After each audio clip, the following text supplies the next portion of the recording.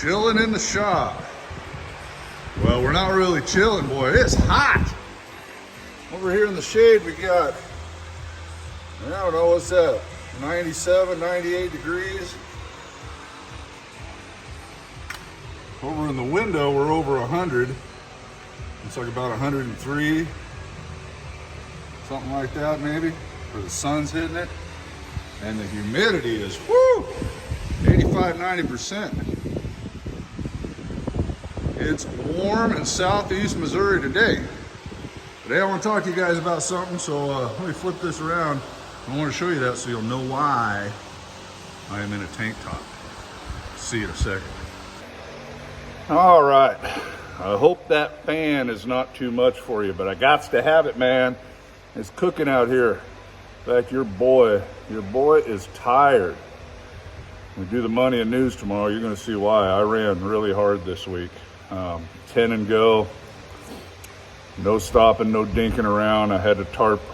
Did I tarp everything? Yes.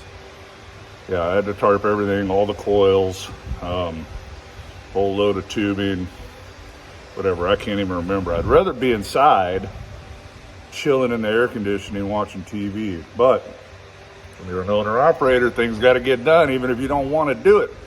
Thankfully, I don't have much to do today.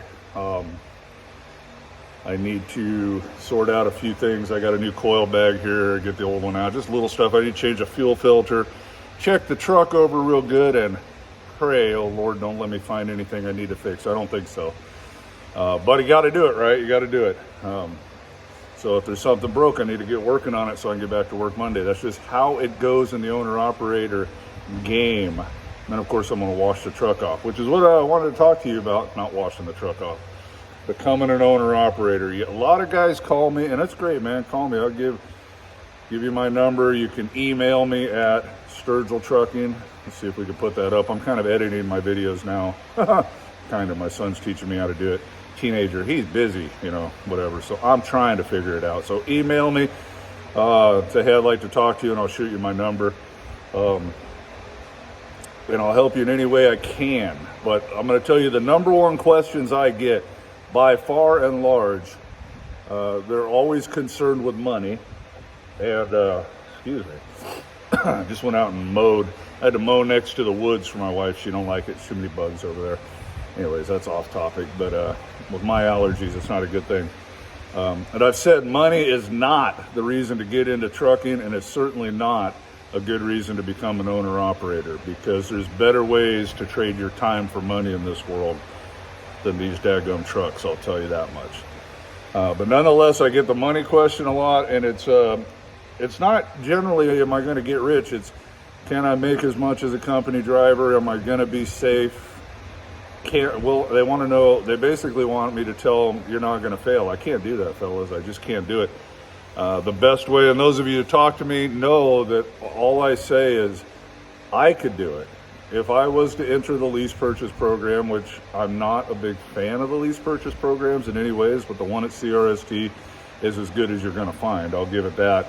And right now, with the way truck prices are, you'd be hard pressed to buy a truck cheaper than they're selling you one, considering you're not putting no money down or anything like that, and you don't have to have good credit. So it's actually a decent deal with the way the trucking market, economy, and prices of trucks are. But nonetheless, so I answer the question, could I make it?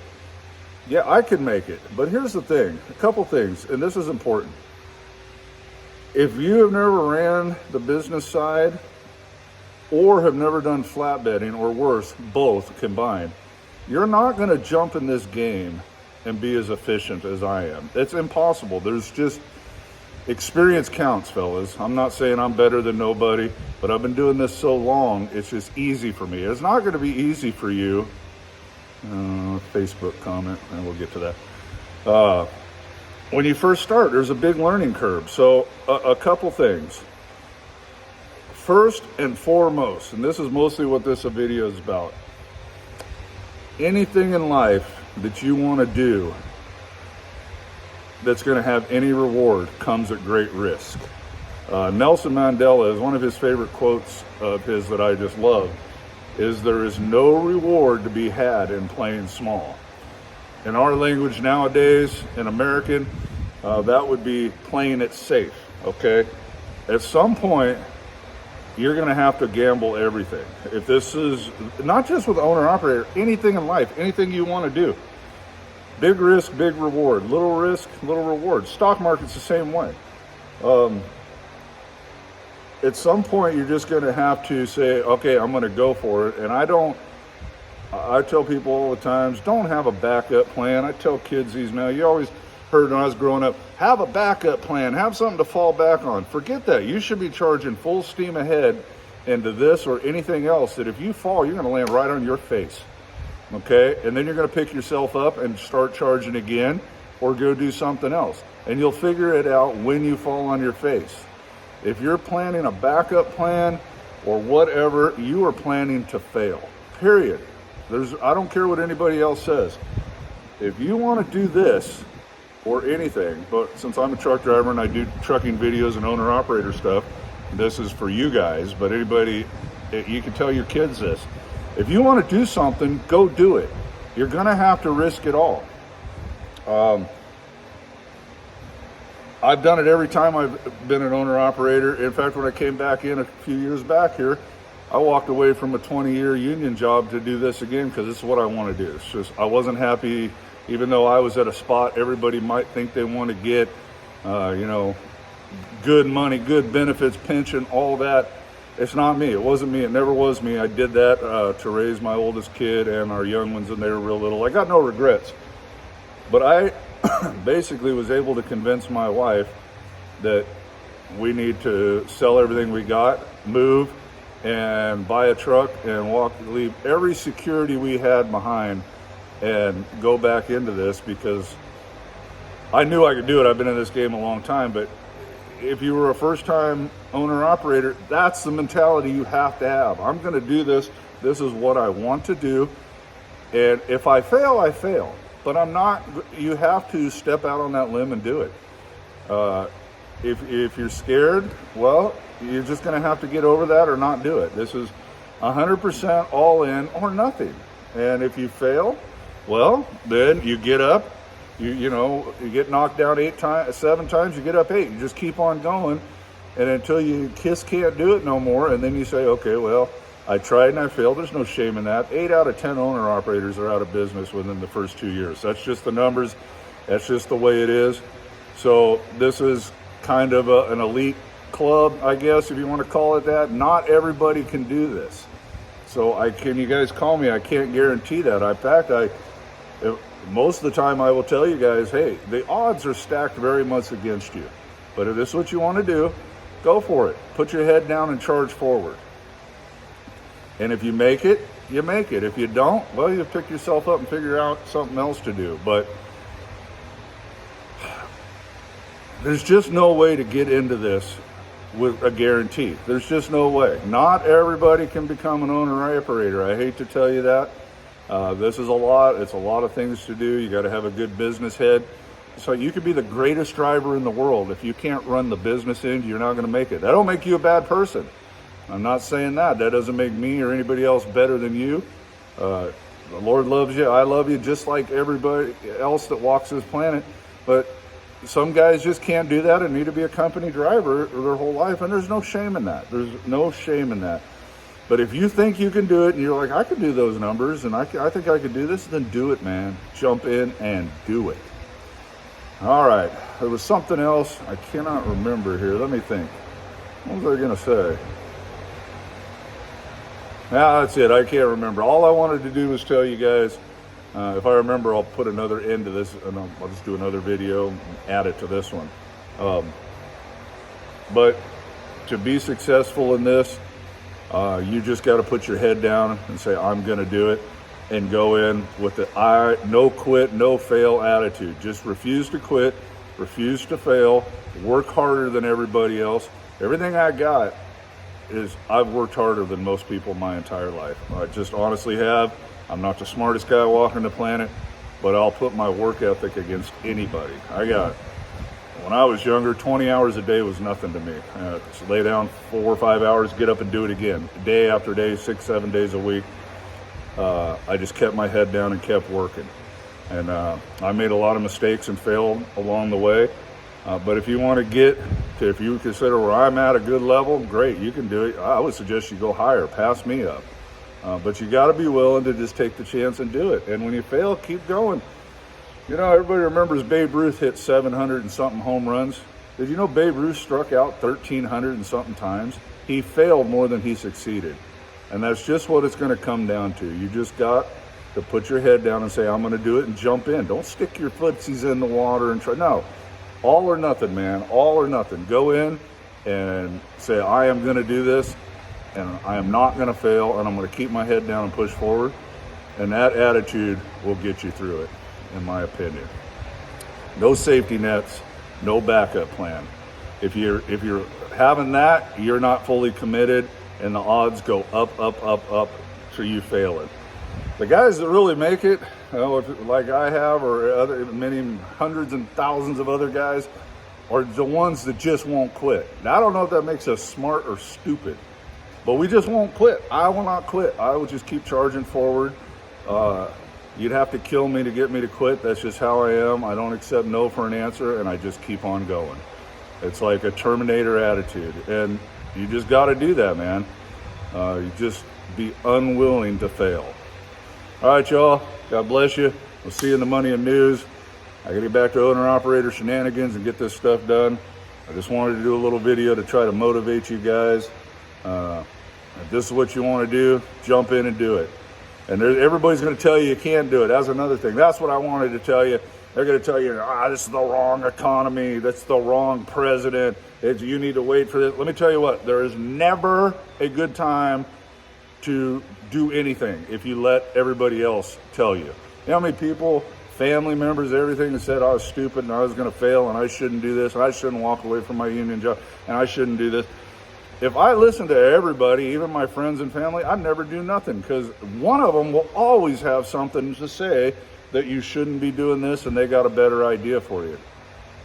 Block all that out, put your head down and do what you want to do, and don't quit. All right, we'll see you on the next video. God bless you. Bye now.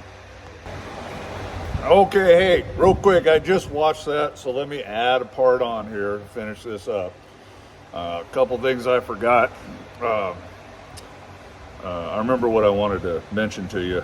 And the Babe Ruth thing, I didn't explain that real well. The point I was making with Babe Ruth is he hit 700 and something home runs, struck out 1,300 times. Because every time he stepped up to the plate, he swung for the fences.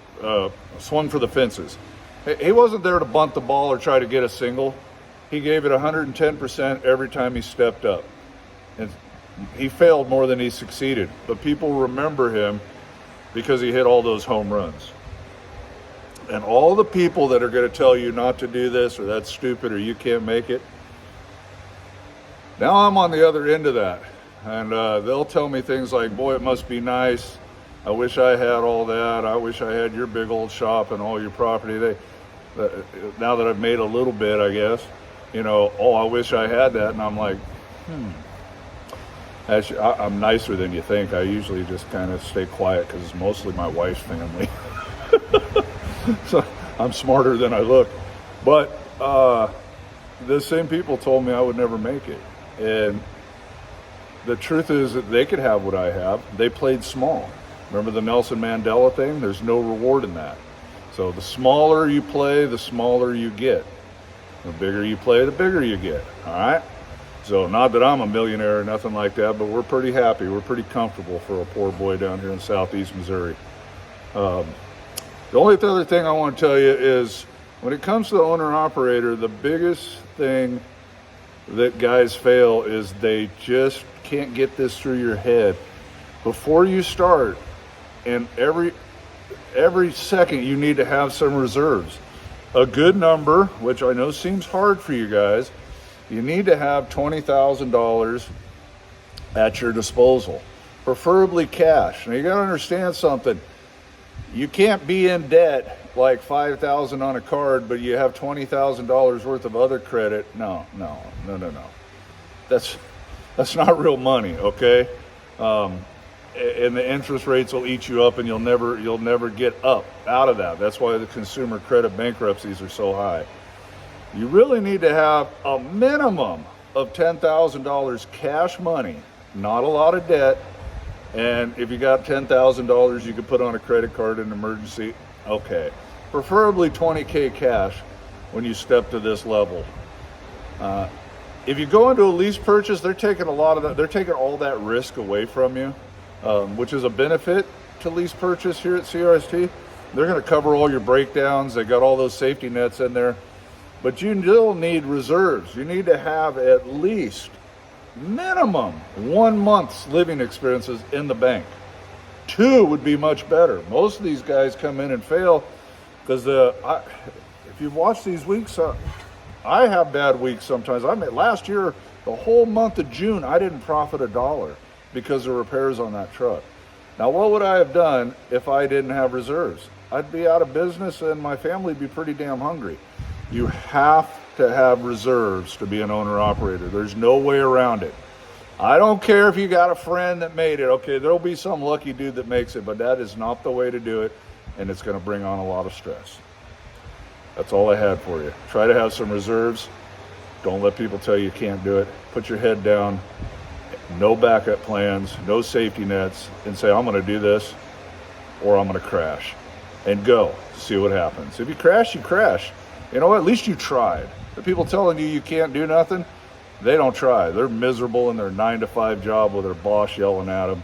And you guys know I've done a lot of videos. If nothing else, the freedom alone from being at this level, wherever it is better than a company guy down here being told what to do, when to do it, how to do it. Cameras watching them all that day, all that mental sick stuff you guys put up with. It's not for me. Not for me. I don't want to answer to no man.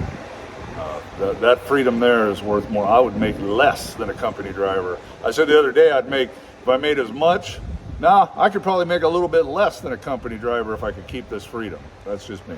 All right, y'all.